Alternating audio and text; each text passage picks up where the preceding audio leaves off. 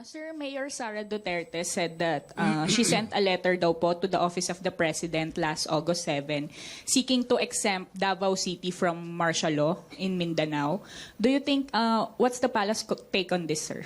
Wala pang ano. I do not know the position of the President yet.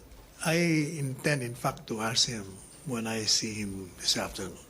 Okay, sir. But don't you think, sir, that this is parang nagsisik ng special treatment for Davao City?